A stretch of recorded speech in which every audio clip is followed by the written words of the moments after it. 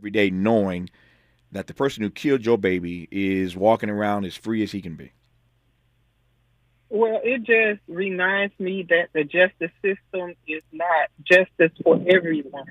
Um, it's difficult to get up every morning, but I definitely have to remind myself that I have to still live for myself and my older son, Javaris. And Hmm. so a lot of times, I have to just, inspire myself. I have to empower myself. I have to make sure that I'm moving forward and not backwards and not staying stagnated where I am. I have to continue. And it's a healing journey. It's a healing. It's one day at a time, one step at a time, one tear at a time. Mm, yeah. How often do you think, over the course of this last decade, how often do you think of what Trayvon would be doing, what he might be into at this point in his life? Um, I think about it quite often. I work with a lot of kids. We have the Trayvon Martin Foundation has a summer camp, and so I'm around kids this entire summer, Hmm. and so it just helps me because it lets me know that we definitely have a future. I can't dwell on what happened because if I do, then I'm gonna be in a state of depression. But I need to move forward, and so but me moving forward is me helping other children, me helping other moms through the circle of mothers, me helping other fathers through the circle of fathers, and everything that the foundation is doing and has done. And so I just keep moving forward. I always think about forward and pressing forward and just staying focused on what's in front of me. Hmm. Tell me more about the work of the Trayvon Martin Foundation. Well, we have a website. It's TrayvonMartinFoundation.org, and people can go there. We have merchandise for sale. We have hoodies, T-shirts, hats, books. We have all those things on our website. But the foundation every year, Trayvon's birthday is February 5th, and we celebrate his birth and not his death. So every year around February 5th, we try to stay away from the Super Bowl, but every year for his birthday, we have a celebration for his life and not his death when he died February 26th. We have a celebration for his life because he did live 17 years. And so we have what we call is a peace walk where we let people know around the world that they have a right to walk in peace without being followed, chased, pursued, profiled, or murdered. And so we send that clear message. And at the end of the peace walk, we have a peace talk. And that's when we have our elected officials, we bring our young people out, we bring our pastors out, we just bring the community out, and they talk to the community, and we try to inspire one another because it's a dark time, as you know, Tavis, and so we just need to continue to lift each other up. Yeah, I had forgotten about that until you just mentioned. And of course, as his mother, you would never forget that, obviously. But I had forgotten that Trayvon was murdered literally days after his birthday. Right. He was his birthday. We had just celebrated his birthday and my birthday. And we went horseback riding. And then we went to a restaurant. We sat down and ate dinner. But maybe a few weeks after that is when he was shot and killed. And for me, it's no reason. It's no justification as to why. And so I have to lean on God to help me through this trauma because it's literally trauma when you lose a child. There's a connection between a mother and a child that nobody understands, and that's because we carry those children in our body, and we birth those children, we nurture those children, we love those children, and so it just doesn't end when something happens to those children. If the child dies, you still have love. A mother still has love because we are connected for life. Yeah. We just spent an hour talking about racial trauma, but there ain't no racial trauma like the trauma of losing your precious baby at the age of 17. That's not the way God intended it, that babies should die before their mothers. And so there ain't no trauma like the trauma of losing, again, a precious one like Trayvon Martin. But Sabrina Fulton has turned this last decade into a brilliant decade of work and witness, and we're going to interrogate that and celebrate that in this hour. She makes her way to Los Angeles this Saturday for the People's Justice Festival as we celebrate Black Lives Matter's 10th anniversary. This song is called Woke. We played a bit of it earlier. Miles is playing some more of it now. It's a new track just released by the Sounds of Blackness. You're listening to Woke by SOB on KBLA Talk 1580.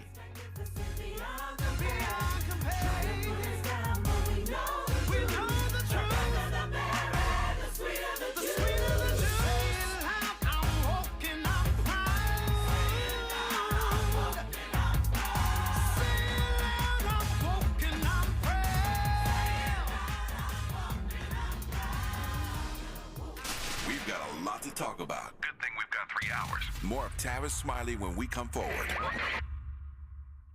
Hey LA, are you feeling the heat? LADWP has rebates up to $225 on new air conditioners to help you beat the heat and save money. Plus, you can sign up for Level Pay to get predictable monthly bills for easy budgeting. Stay cool. Visit ladwp.com/COOL-LA. That's ladwp.com/COOL-LA.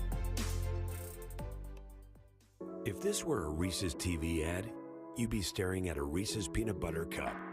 And sure, my voice is peanut buttery smooth, but still, you need to see the peanut butter cups, right? No? I can really just say Reese's and you'll go get some? Okay. Reese's. Reese's. Reese's. Really working, actually. Reese's. Reese's. I'm on to something. Reese's. Reese's. Reese's.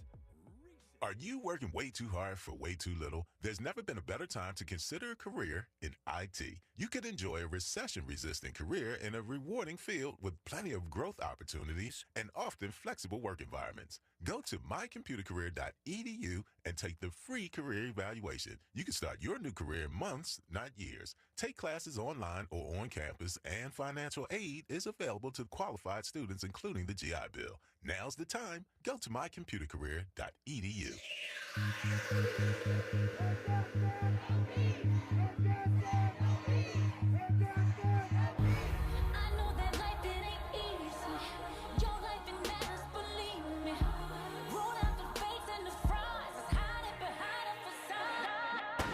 Black Lives Matters turns 10, and KBLA Talk 1580 is proud to be the exclusive media partner of the People's Justice Festival. This Saturday, July 15th, 12 to 6 p.m. in Leimert Park. Come join us as we celebrate the life-saving and history-making work of Black Lives Matter to help bend the arc of the moral universe toward justice. There will be live music performances, a children's village, giveaways, vendors, a healing justice space, Skillshare, and amazing speakers, including Green Party presidential candidate Dr. Cornel West, live on stage at 4:30 p.m.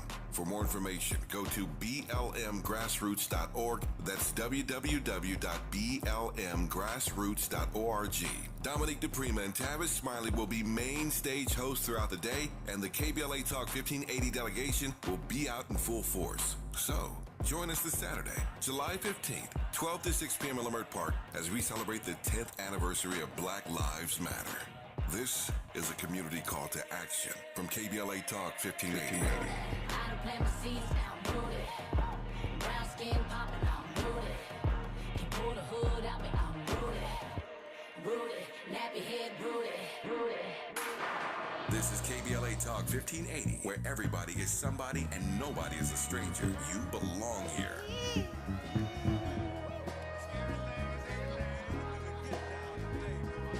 Mother, there's too many of you crying.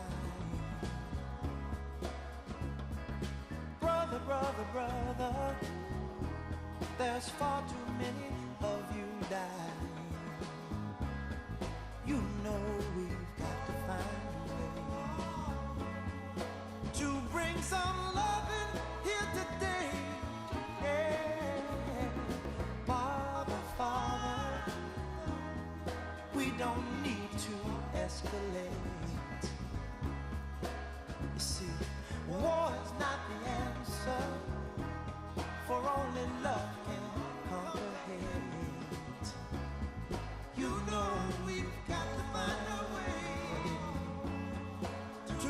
some loving here today. I'm Tavis Smiley, and she is Sybrina Fulton, better known as Trayvon's mama. We celebrate the life and legacy of Trayvon Martin today, and we will celebrate the work and witness of Black Lives Matter turning 10 this Saturday here in Los Angeles in Leimert Park. I am honored and humbled always, as I said earlier, to be in dialogue with Trayvon's mother, Sybrina Fulton. Sybrina, you hear Marvin Gaye now and the words of that powerful song. Let me just ask you point blank, can love conquer hate? Absolutely. Absolutely. Yeah.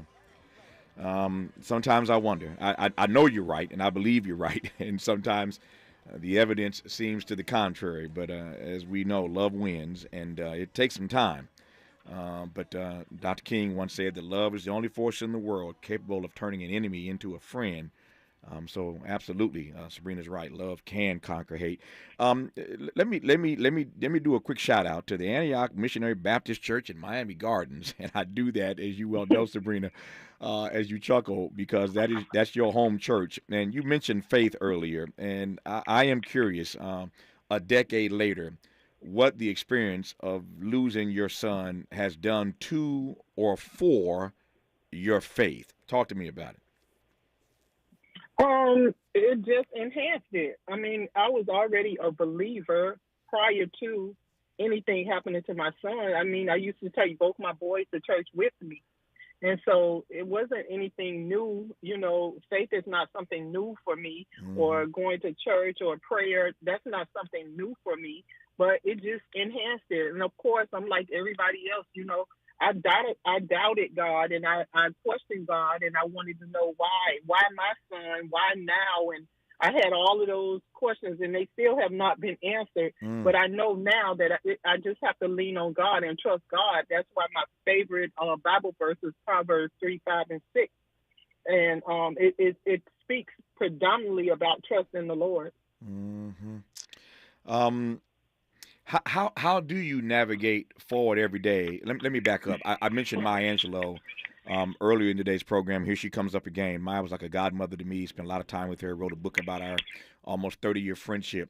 And Maya once said to me, I write about this in my book, that there's no way that we can ever make it from the cradle to the grave unless we accept the following. There are some questions in our lives that we will never get answers to. You just have to accept that. If you're going to make it from the cradle to the grave, you have to accept that some of the questions in your life that you have are never going to be answered.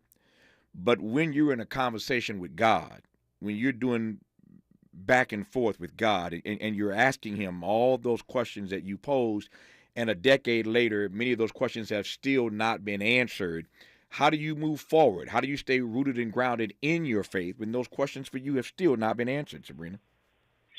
I mean, it's not just me. I mean, I'm just one single person. But how do I do it? I can certainly tell you how I do it. Sure. But everything works, you know, in divine process. You know, it's up to God. I mean, it's not for me to understand. It's not for me to question God or any of those things. And so it's not just me. Plenty of people have questions about what has happened in their life, and they don't have an answer for why this happened. They just know it happened. So, I mean, I just have to just lean on him, and I just have to believe in him, you know. And I can't, you know, just be questioning and driving myself nuts because I don't have an answer for this particular question. My question is, why was Trayvon killed? You know, and of course, that's what most parents would ask when you lose a child. But I have to lean on God, and I have to move past what has happened. I know God was there. I know he's everywhere. I have no clue why the person even pursued Trayvon, who followed him, who chased him, and then ultimately shot and killed him. I can't answer those things. I could just move on with my life. I didn't want to feel like Trayvon lost his life, and now I'm losing my life as well. You know, because I could be just like a zombie here walking on earth.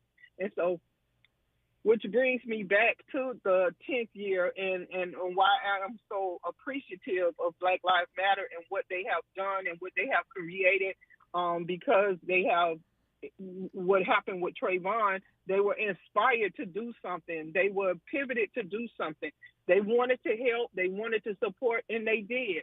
But we all need to come together. All of us need to come together again and not wait again for another Trayvon Martin, for another Mike Brown, another Tamar Rice.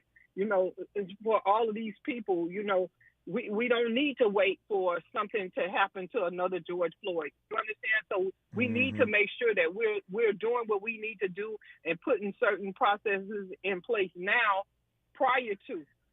Yeah.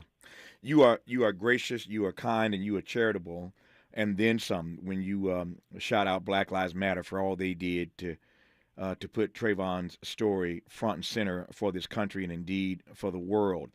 But there's another way to view this, and it's simply this. With all due respect to the work and witness of Black Lives Matter ongoing, I think if the founders were here right now, they'd acknowledge there'd be no Black Lives Matter as we know it had Trayvon Martin not been murdered. So those things are symbiotic.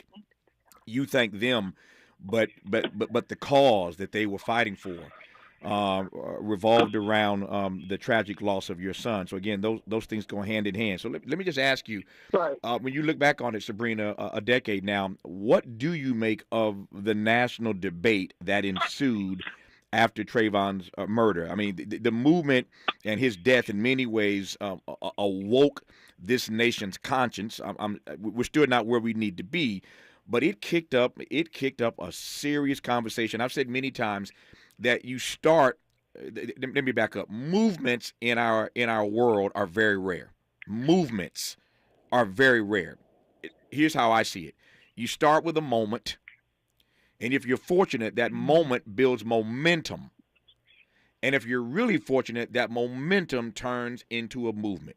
You go from moment to momentum to movement. There are all kinds of moments that never really gather momentum. There are moments that turn to momentum, but the movement doesn't quite become a movement. But literally, this moment of Trayvon's murder built momentum. That momentum turned into a movement. That movement is now celebrated around the globe. So the death of your son kicked up a national debate. And I'm just curious, as you look back on it 10 years, what do you make of the debate that it kicked up?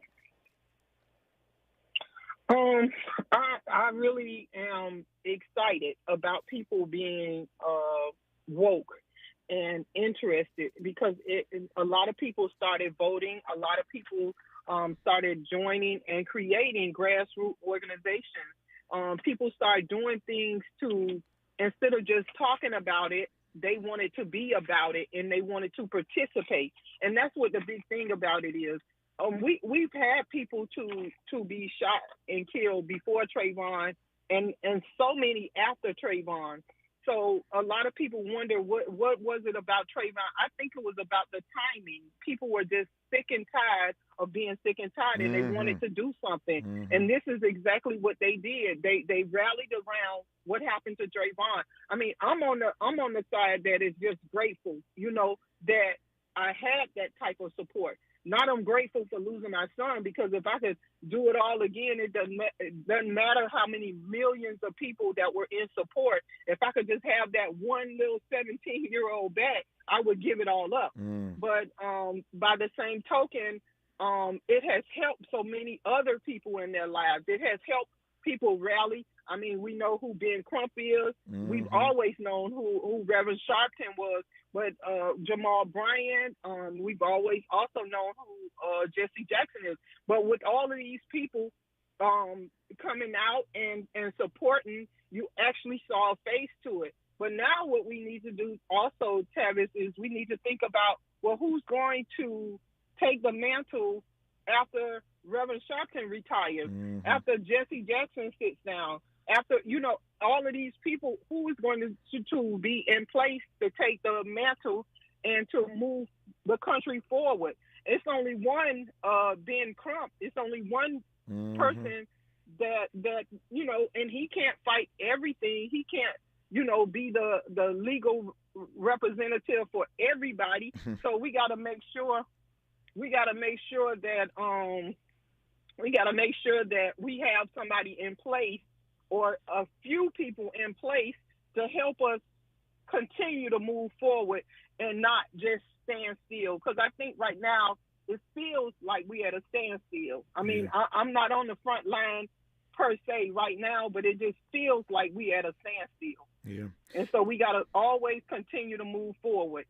Yeah, you said a few things there. I want to unpack. I'm looking at my clock here. I got about 45 seconds before news, traffic, and sports. So I don't want to start this question and get your answer and have to cut you off. So let me just tell you where I want to go when we come forward after news, traffic, and sports. You mentioned Ben Crump. I got a couple questions about that. I love Ben Crump, and I was laughing, Sybrina, when you said Ben can't represent everybody. He's trying. He's so trying. Ben's got more cases than he can count, I think. I want to talk about Ben Crump because the nation in Florida, they knew Ben Crump, where you live, but the nation got to know Ben Crump, and I'm fascinated by the journey that Ben has been on. Again, he came into our consciousness because of his representation of your family. We're talking about Ben Crump. I want to get Sybrina's take on what the journey has been like for her, turning her grief into advocacy. She's doing this quite well, and she's sought after as a speaker. She's all around the country. She'll be here this Saturday with us here in Los Angeles, but it means something to not be frozen by that grief, by that fear, and to turn that grief into advocacy, as she's done brilliantly. A great deal more to talk about as we celebrate the life and legacy of Trayvon Martin and the work and witness 10 years in of Black Lives Matter. You're listening right now to Sybrina Fulton. Trayvon's mama is on KBLA Talk 1580. A safe place to go loud. A great place for progressive politics. KBLA Talk 1580. I'm Mike Moore. Here's the latest from the Black Information Network. A reenactment of the deadly mass school shooting in Parkland, Florida could take place within the next month. A Broward County judge approved a motion to allow 2 reenactments of when a gunman opened fire in Marjorie Stoneman Douglas High School in 2018, killing 17 people and injuring 17 others. A Montgomery, Alabama businessman is suing the city's African-American mayor for defamation. Charles Lee claims in filings made this week that Mayor Stephen Reed called him a liar and alleged that he wanted to seek financial gain in response to leaked audio recordings. The mayor can be heard speaking profanities in connection to black voters and white money in audio that was released on YouTube earlier this year. Lee says Reed refused to make a public apology. And that's the latest. I'm Mike Moore from your 24/7 news source, the Black Information Network, and BINnews.com. The 170 southbound at Riverside Drive. We do have a crash in the center divider. Slow and go from Burbank Boulevard.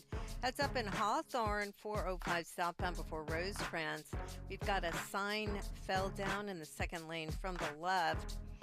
Also, 14 northbound between Sierra Highway and Sand Canyon. Right lane is closed until 1 p.m. Wendy's BOGO $1 deal is back at participating Wendy's. Buy a Dave single, spicy chicken sandwich, 10-piece nugs, or medium frosty, and get another for $1. Double your deliciousness. Hurry, this BOGO deal won't last. This is the KBLA Sports Minute with Ray Richardson. The last time we heard LeBron James talking about basketball, he said he wasn't sure if he wanted to play again. He said he had a lot to think about. That was the night the Lakers were swept by the Denver Nuggets in the Western Conference Finals. LeBron did do a lot of thinking, and he came to the conclusion he still wants to play some ball. LeBron made it official Wednesday night at the ESPY Awards that he's coming back for a 21st season. He made the announcement after receiving an ESPY for a best record-breaking moment. LeBron is one of only 6 players in NBA history to play 21 seasons. He joins Dirk Nowitzki, Kevin Garnett, Robert Parrish, Kevin Willis, and Vince Carter. LeBron turns 39 in December. The 4-time NBA champ will earn $47 million next season in a Lakers uniform. No debates, no speculation, just the info you need. That's your KBLA Sports Minute. I'm Ray Richardson. More news, opinions, and conversation when we come forward on KBLA Talk 1580.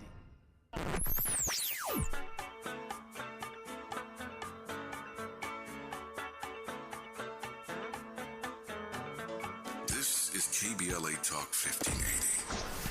Talk radio. That's music to your ears. We're unapologetically progressive. KBLA Talk 1580. We've got a lot to talk about.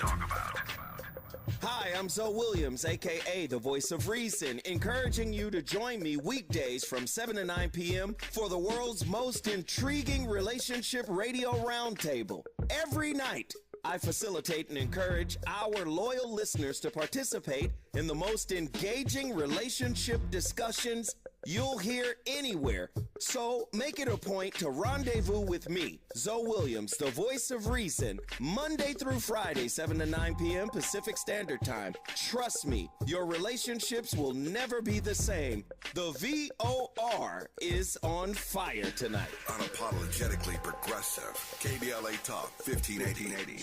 We've got your black. For the ones who know safety isn't a catchphrase, it's a culture. And the ones who help make sure everyone makes it home safe.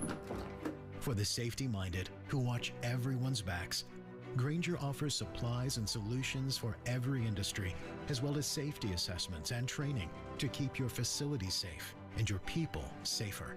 Call, click Grainger.com, or just stop by. Grainger, for the ones who get it done. The Dell Technologies Black Friday and July event starts now with limited quantity deals on top business PCs with Windows 11 Pro. Save on select Vostro laptops with built-in security features and select Latitude laptops with enhanced privacy, collaboration, and connectivity. Plus, get special financing with Dell Business Credit. Dell Technologies recommends Windows 11 Pro for business. Call a Dell Technologies advisor at 877-ASK-DELL. Offered to business customers by WebBank, who determines qualifications for and terms of credit. Broadcasting live from Leimert Park, USA. Welcome back to your home for unapologetically progressive radio. KBLA Talk 1580. One day, when the glory comes, it will be ours. It will be ours.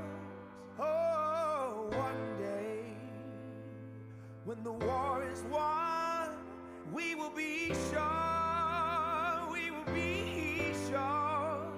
Oh, glory, glory, oh, glory, glory. I'm Tavis Smiley. You're tuned in to KBLA Talk 1580. Our phone number 1-800-920-1580, 1-800-920-1580. We continue our conversation with Trayvon Martin's mother, Sybrina Fulton. We are absolutely humbled to be in dialogue with. She gave us an entire hour today, and I am grateful, deeply grateful to Sybrina for this conversation, as I have been for any number of other conversations over the last decade. And again, looking forward to seeing her when she arrives in L.A. this weekend for the People's Justice Festival, celebrating Black Lives Matter's 10th anniversary here in Leimert Park all day this Saturday, July 15th. 12 to 6 p.m. If you're in L.A., come on out. If you're making your way to L.A., we look forward to seeing you. A lot of folk traveling all across the country, like Sybrina, to get to L.A. this weekend to be a part of this grand celebration, this commemoration of the working witness of BLM 10 years in. And, of course, we will be celebrating the life and legacy of Trayvon Martin, who did not give his life. I find myself, Sybrina, correcting people all the time. They say Dr. King gave his life. No, he didn't. Dr. King did not give his life. They took his life. They snatched his life. It's a beautiful thing that we have continued to do our part to honor what Dr. King stood for. But Trayvon did not give his life. It was taken. But it's a beautiful thing that a national debate pricking this nation's conscience ensued after the murder of Sybrina's baby, Trayvon. Let me ask this. We talked earlier about your faith. I want to come back to that just for a second before I talk about how you've turned your grief into advocacy. When you look back on that trial, you were strong. I don't know what was going on inside your head. I can't get inside your head. I can't get inside your heart. But good Lord. Sybrina, you were so strong. You stood strong throughout that trial and in those ensuing months. As you look back on that, how did you navigate your way through all that? First of all, I was sick. I was going through an illness at the time that I didn't want anybody to know about because I didn't want people to feel sorry for me. So little did I know that they were already feeling sorry for me because of what happened to my son. So me covering up the illness that wasn't but that's in the next book. That's in my next book. Yeah. But I just that was my first trial, and some of the stuff I tuned out. I just tuned it out, but I just felt like I had to be there. Trayvon's dad was there with me as well, but I just tuned a lot of things out. I heard a lot of things that were not true, and I heard a lot of things, about what happened that night because you only had one person that was doing the reporting, and so the other person was deceased. And so what I still, have trouble with is the fact that my son was at 17 years old, was dead on the ground, unarmed, and you had a 28-year-old man with a gun that was armed, and they did a blood and alcohol testing on my son, but not the person that shot and killed him. My son didn't shoot anybody. He didn't kill anybody. So why was he being tested? Why was the test performed on him? Why did they have to do a background and drug and alcohol on him, but not the person that was standing over him with a gun? That's a question that America really needs to be answering too. The other thing is about the court. The court is so unfair, and I end up leaving at the end of the court. Once both sides rest their case, I end up leaving because I didn't have a good feeling, and I didn't want to show how I felt publicly. And I ended up leaving, and we got in a car, and we went back to Miami because that was about 3 hours from where I lived that tragedy happened. So I just leaned on God. I mean, it's a whole bunch of other things I could have got into. Yeah. But they were not positive things. It wasn't anything that was positive for me. And so that's what I'm all about. I'm all about positivity. Yeah. I'm all about moving forward. I'm all about, health and fitness. I mean, all of those things. I mean, I can't just live my life being depressed. Yeah. Yes, if I wrote a book about my life, about Sybrina Fulton, my chapter 5 would definitely be I lost my 17-year-old son. Yeah. Why you went there, and I want to follow you right quick. Why did you leave after both sides rested? Why did you not have a good feeling? The atmosphere, the air, the air I was breathing, the people that I was looking at, it was a demonic spirit in the room. It just felt like it wasn't right. Something wasn't right. My body was off, and it just felt like something wasn't right. So I ended up leaving, and like I said, I was also battling an illness that I had to have surgery for afterwards, and it was going to be something really public if I had done it during the trial. And so I didn't want to, people be asking, well, why, she has something on her throat, and I didn't want to answer those type of questions. So I had to wait until afterwards, but I just didn't get a good feeling. I just didn't get a good feeling at all. And I was, persistent with it. And of course the attorneys, Darryl Parks and Benjamin Crump wanted, us to stay, you have to stay just in case they have any additional questions. And it didn't matter to me. Yeah. My mind told me to leave. My body told me to leave, and I was getting out of there. Yeah. Sybrina mentioned the next book. Let me just remind you that her first book is out now. It's called Rest in Power, The Enduring Life of Trayvon Martin. Rest in Power, The Enduring Life of Trayvon Martin is her first book. That book is available wherever books are sold. Rest in Power, The Enduring Life of Trayvon Martin, and we anxiously await the second one to learn more about this story. You mentioned Ben Crump a couple of times. Ben is I call Ben often and talk to him. He's a friend and brother, and comes on this program. It is amazing to me all that Ben has done since he came into the consciousness of the nation. And he's done so much good for other people. But again, we got to know him because of the Trayvon Martin case. And now he's representing the family of Henrietta Lacks and so many other cases that Ben has been able to get some modicum of justice on because the Trayvon Martin case put him out there. What say you about Ben Crump 10 years later? He's going to work himself to death. Every I see him, I tell him the same thing. I Yeah. mean, we're usually together dealing with Reverend Sharpton, doing Reverend Sharpton's National Action Network events and doing different events. We're usually together. And, of course, he has to come to the Trayvon Martin Foundation events that we have in February. Sure. It's a requirement. Yeah. So I see him quite. I see him, every now and then. But I text and I call and I say, Crump, if you don't get in touch with me, I'm gonna post it on social media. And we laugh about it. And then he's like family to me. I mean, his mom is so sweet. His wife, his daughter. His family is just like my family, and my family is like his. So it's it's reciprocated. But he's a stand-up guy. He's not a person. And I don't even know how he get in the law industry because he's so compassionate. Yeah. And most attorneys are not. And he is. He's very compassionate. He's very loving. Of course, he's very country. Yeah. No, he is country. He is country. Yeah, he's definitely country. He's an Omega man. Yeah. And so he's just a good guy. He really is a good guy. Yeah.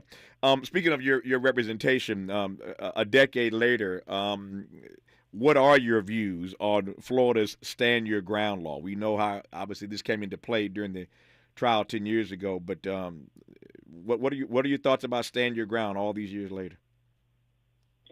Stand Your Ground does not work for people of color, period.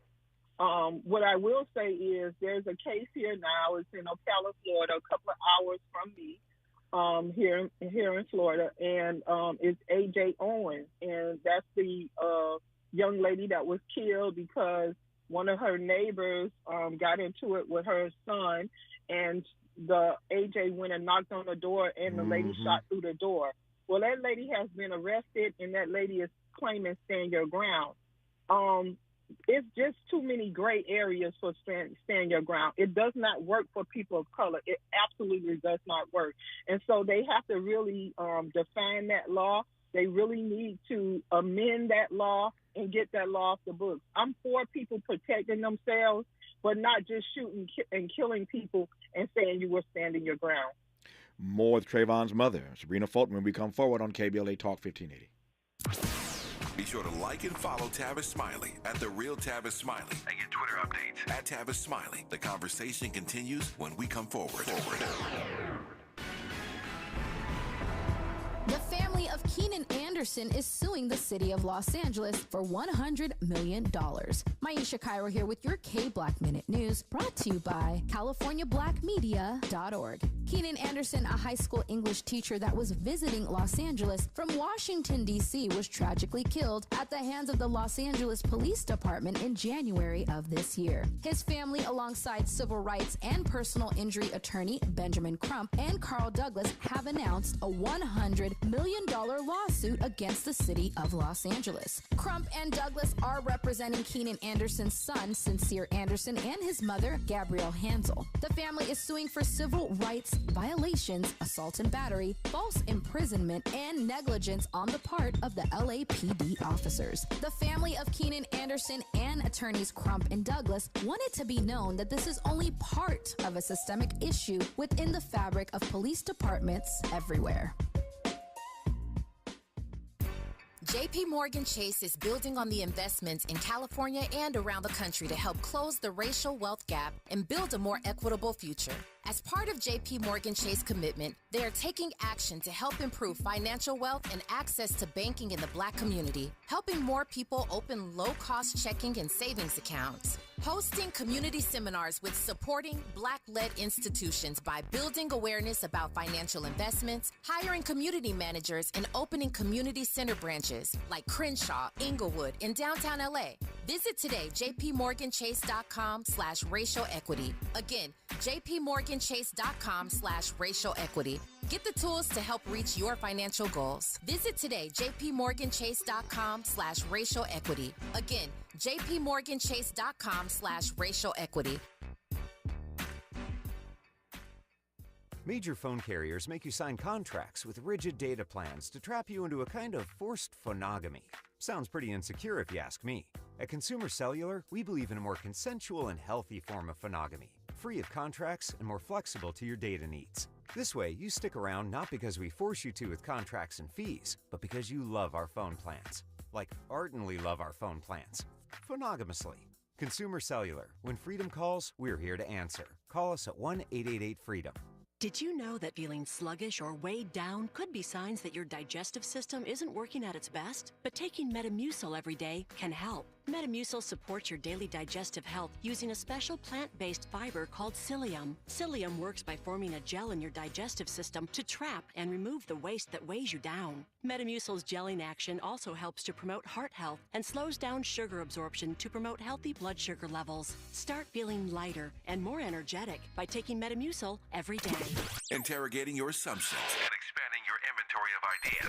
Let's get back to Tavis Smiley on KBLA Talk 1580. Sybrina Fulton, tell me about the journey of turning your grief into advocacy. I've talked to many people over the course of my career, as you can imagine, who have been grief-stricken, who've lost loved ones, and everybody has to walk their own journey, has to find their own way to navigate through it. But you have been just stalwart in your journey of turning this grief into advocacy. As I mentioned earlier, sought-after speaker, author, always on the move around the country, lecturing and speaking and working and marching and protesting, as you will be with us this Saturday here in Los Angeles for the People's Justice Festival. But talk to me about turning grief into advocacy. I didn't know it was advocacy at the time, because I was just doing what I felt I needed to do. At the time, I just wanted to reach out and help other mothers, and so I started reaching out to mothers, and I would go to their city and visit them, and just sit with them sometimes just hug them, sometimes just cry, just pray, just whatever we needed to do. And so I really felt that, I'm just supporting the families, and so a lot of times when I was reaching out, not only was I helping them, but I was also helping myself as well, because I was still healing.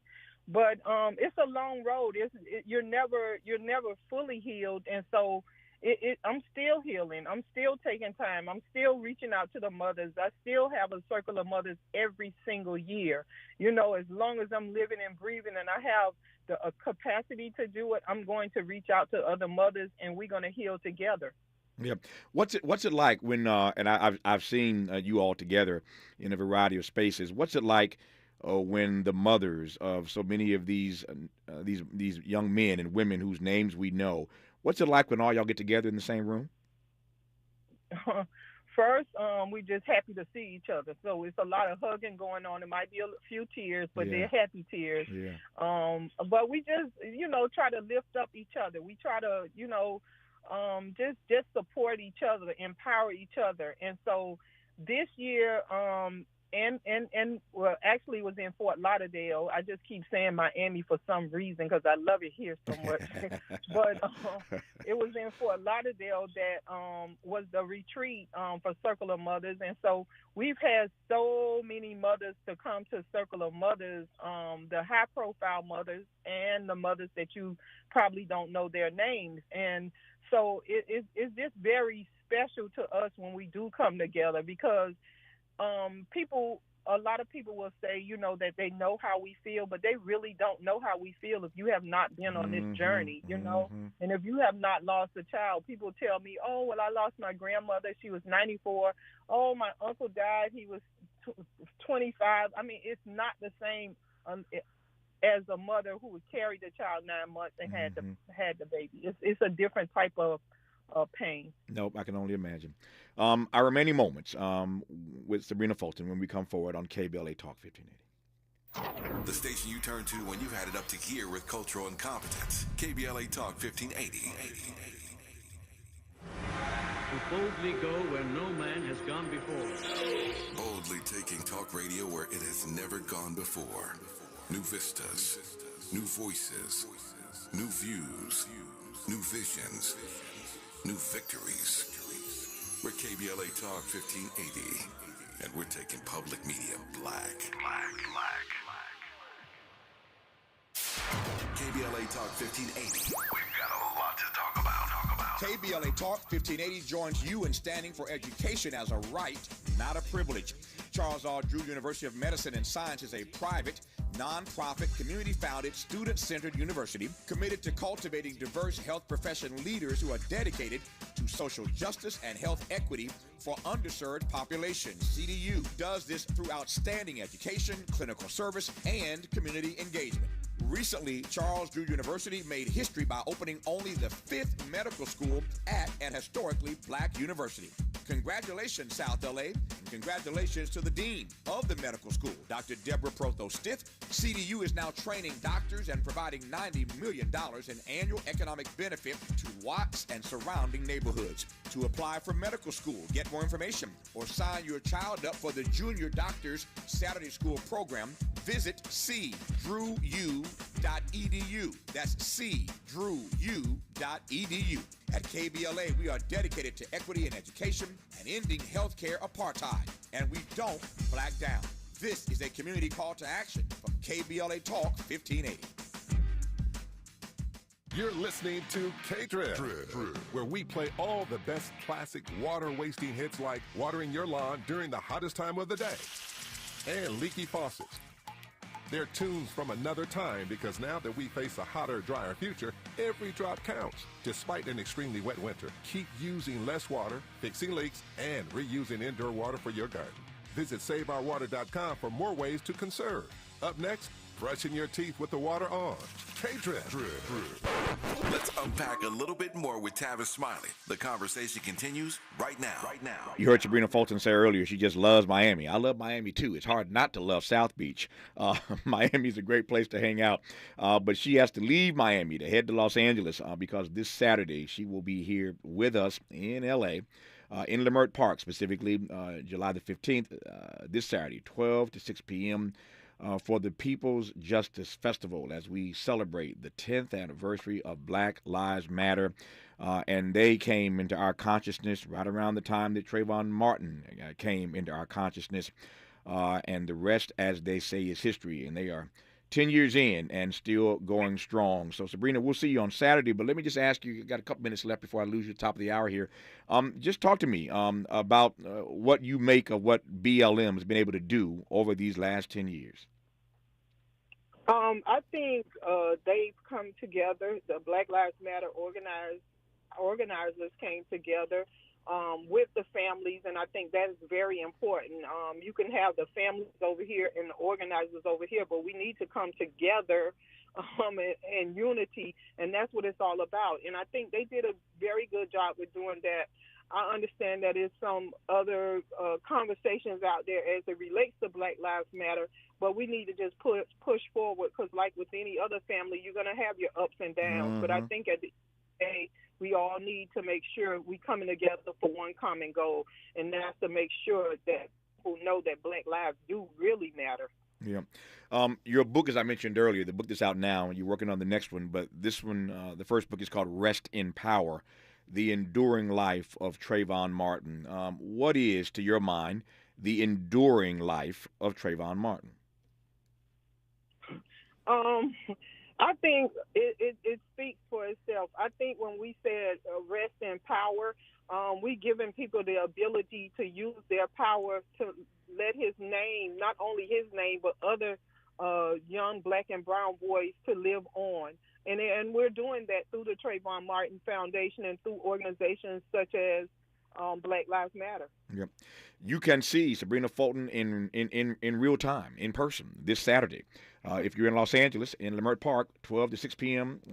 This weekend on the 15th, as we commemorate the 10th anniversary of the work and witness of Black Lives Matter. And we will honor, of course, the life and legacy of one Trayvon Martin with his mother, Sybrina Fulton, this Saturday in Leimert Park. Sybrina, I don't have a language to say thank you. Every time I reach out to you, you've always responded. You've always been there when I needed you, and I thought this conversation was vitally important, particularly at a moment such as this. So thank you. I love you deeply, and I can't wait to give you a big hug on Saturday. Okay, I'm looking forward to it. I'm excited about coming. All right, we'll see you soon. Travel safe. That's our program for today. I hope you enjoyed the conversations half as much as I did. We, again, wanted to make sure that we focus this week as much as we could on the 10th anniversary of this iconic organization, Black Lives Matter, and hopefully you'll come out and join us this Saturday. It's going to be a lot of people, a lot of fun, a lot of food. Great performances. So, again, just make some time to join us this weekend. KBLA Talk 1580 is proud to be the exclusive media partner of this celebration this weekend. That's my live show for today. Tomorrow is Friday, so the best of Tavis Smiley on KBLA Talk 1580 tomorrow. Time now to make room for the KBLA Midday Money Chain. Up next, the Millionaires Roundtable, to be followed, that's Lynn's program, of course, Lynn Richardson, to be followed by Naja Roberts' fine program, Ahead of the Crypto Curve, Old Money, New Money. Either way, we got you covered here on KBLA Talk 1580. I will see you, Lord willing, this weekend in Leimert Park for the 10th anniversary of BLM. And until then, thanks for listening, and as always, keep the faith.